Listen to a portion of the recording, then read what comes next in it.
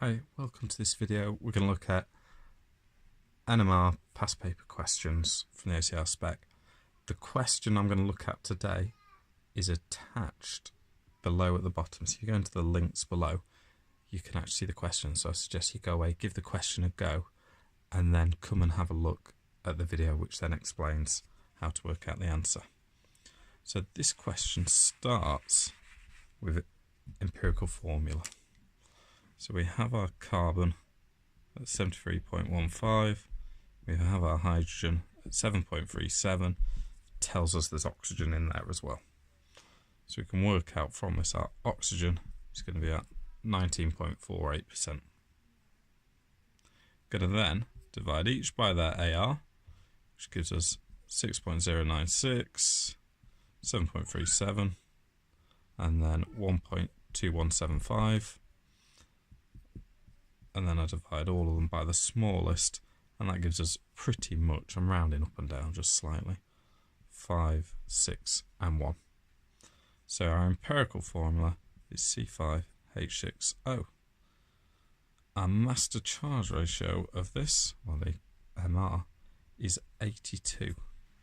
Now it tells us the master charge ratio of the molecule we're working with is 164, which is exactly half. Oh, sorry, it's actually twice this. So in order to get the molecule's full molecular formula, we're going to times everything by 2, which gives it C10H12O2, which is then our molecular formula. It's what the question tells you it is to begin with, and you had to prove that. So that's us proven that that's there. The next part of the question, we have to look at carbon NMR. It asks how many different carbon NMR environments there are. So we're just going to go along, count up the peaks, and we can see there are 7 different carbon environments because there are 7 different peaks.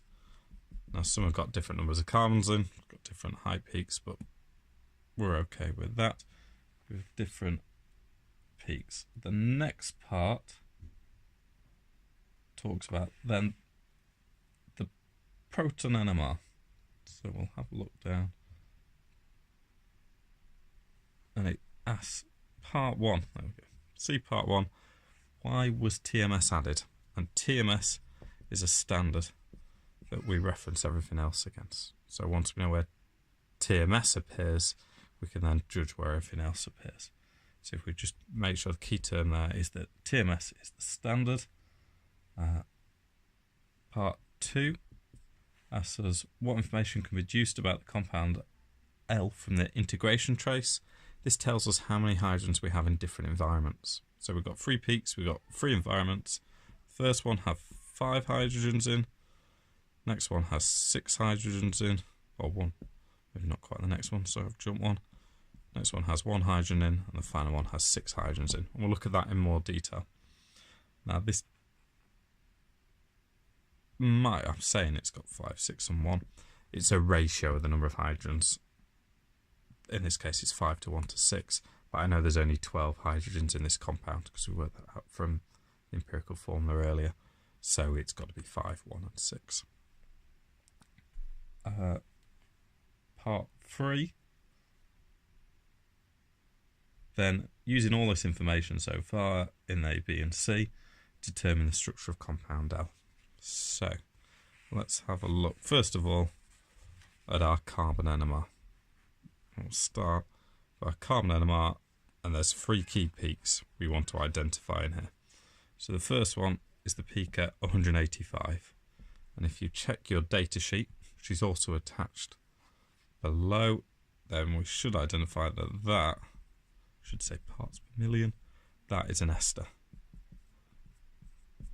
It's that peak. So we know in this compound we've got an ester bond. Also we've got a peak, we've got several peaks between 120 and 160 parts per million, and that they are carbons in a benzene ring. And then we've got a peak at roughly somewhere, well, just below 20, we'll call it 18 parts per million, and a peak at about 35, 36 parts per million. and they are both carbon-carbon peaks. So we've got somewhere carbon bonded to another carbon that's not the benzene ring one, bonded by a single bond. So that is our carbon NMR, the information we can gather for that. What we can also see, how we get the marks here. If we get this one, that's worth 1 mark, and any one of these two gets a second mark.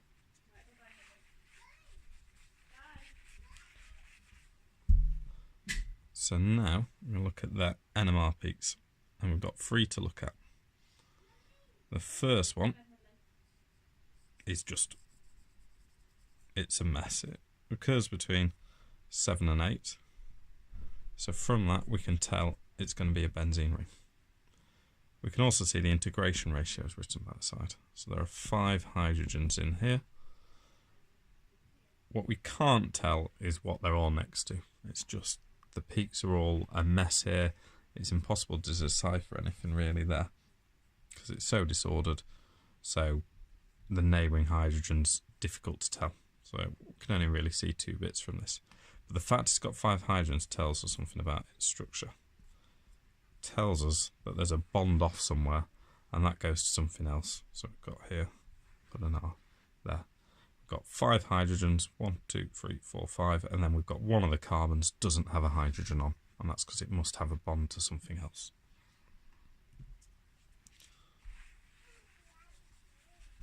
The second peak occurs at about just below 3, and this time the question clearly lets us actually zoom in and show us how many peaks it's got. So high 2s. So for this one, should be able to see that this is going to be this carbonyl group. It's going to be hydrogens on a carbon that's bonded to a carbonyl. It's got an integration ratio of 1, so there's 1 hydrogen in this environment.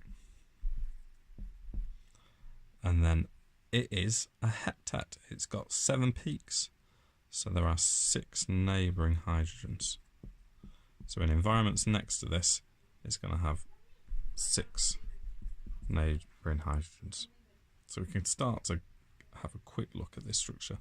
We know it's only got 1 hydrogen in. We know it's going to be next to this carbonyl. And then in these 2 environments, there are going to be a total of 6 hydrogens. So we can pretty much tell what's going to be here. We should be able to see that as well in the next peak anyway. So the next peak is a lovely doublet.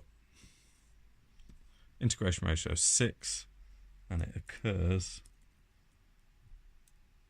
about just after 1. So about 1.1, 1.2. So this is going to be our hydrogens around a carbon in an alkyl group. We know there are 6 hydrogens in this environment from the integration ratio, and we know it's going to be 1 hydrogen in the neighbouring environment. That is because it's a doublet. We've got 2 peaks here, so there must be 1 if we use the n+1 rule. So 6 hydrogens. The classic thing for this then, it is 2 CH3s. And they're both in the same environment, so these CH3s are going to be bonded to the same thing, or they're going to be bonded on opposite ends of a mirror image, so something that's identical on either side. We should be able to see where this slots in already anyway. So we can look at our 3 different groups we've identified. We've got a benzene ring with a bond going off. We've got our CH with a COO and then a bond going off. This will have 2 bonds that way, and then we've got CH3, CH3. So when we come to put this together, we can see these are ends, this is an end, and then this is going to go somewhere in the middle because it's got to have a bond that way, bond that way, bond that way. So we've got 3 ends, so we can kind of slot them around. But what we can also see from this is we have 3, 6, 7, 8, 9, 10, 11, 12 hydrogens. We've got 1, 2, 3, 4, 5, 6, 7, 8, 9, 10 carbons. So that fits our original molecular formula. But we've only got 1 oxygen. So we've got to find out where that other oxygen was. And for that, we've used the carbon NMR. And the first peak we looked at, the carbon NMR, that was at 185, told us we had an ester. So the second carbon is going to go here. And now we can put it together fully. So we're going to have at one end, definitely our benzene. Just off on the end. Now we've got to decide which part of this middle one is going to attach to. It can't attach to these, because if we put a CH3 there, that's it, that's our structure done. There's nothing else to bond to. So it's going to attach this middle one. We know it can't go here, because this environment is a heptet. It's got 7 peaks, so it's got to have 6 hydrogens attached here. And if we attached this one to it, that would stop this from being possibly attached to 7. So it can't go to there or there, so it has to go to here.